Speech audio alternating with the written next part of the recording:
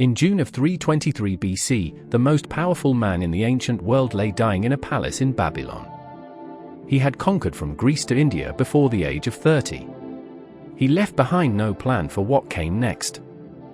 Within 2 years, his empire was at war with itself. Within 14 years, every member of his bloodline was dead.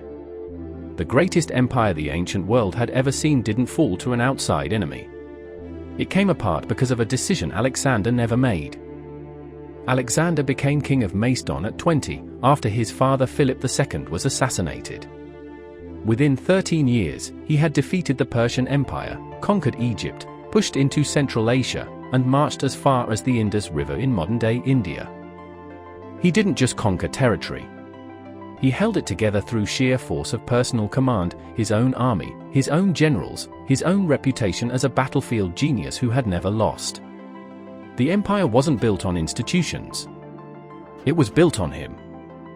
At Gaugamela in 331 BC, he shattered the main Persian army with a force a fraction of its size. At Issus, at Tyre, at the Hydaspes River in India, the pattern repeated. Alexander took extraordinary risks personally, leading cavalry charges himself, and somehow kept winning. That was always the risk. And in June of 323 BC, it caught up with him.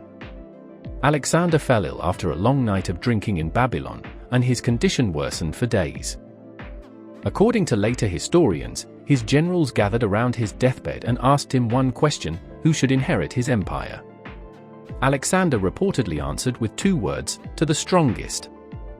Some ancient sources render the phrase slightly differently: to the strongest, or to the best man, a translation gap that historians have argued over for 2,000 years, because so much hinged on which word he actually used, if he used one at all.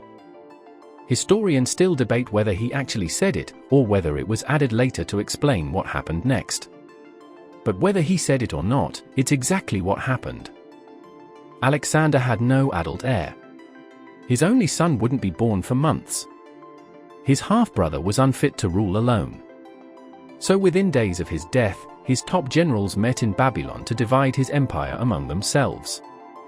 The regent chosen to hold it together was a general named Perdiccas. He controlled Alexander's body, his seal, and technically, the throne itself, regent for a disabled king and an unborn child. It was an arrangement almost designed to fail.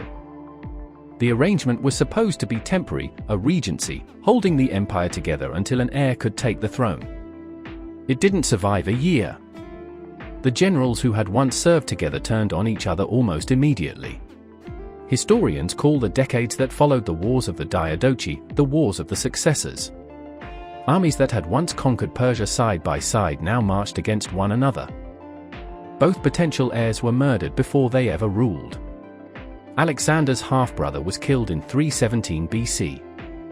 His actual son, barely a child, was killed around 309 BC. Within 14 years of Alexander's death, his entire bloodline was gone. Alexander's own mother, Olympias, entered the conflict directly. She had Philip III's wife killed, and was killed in turn a few years later. The family that had once ruled the known world didn't survive its own succession crisis by a single member. The fighting didn't stop until 301 BC, at the Battle of Issus, when the surviving generals finally carved the empire into permanent, separate kingdoms. Ptolemy took Egypt. Seleucus took Persia and the East.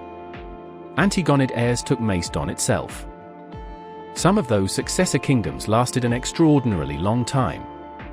The Ptolemaic dynasty in Egypt survived for nearly 3 centuries, ending only with Cleopatra, the very last of Alexander's successors, in 30 BC. The empire Alexander built in 13 years took less than 25 to permanently fall apart. It never reunited. The successor kingdoms his generals carved out lasted for centuries, as separate, rival states, never again under one crown. Alexander spent his entire life conquering territory. He spent no time at all deciding who would hold it after him. The empire didn't need a stronger enemy to destroy it.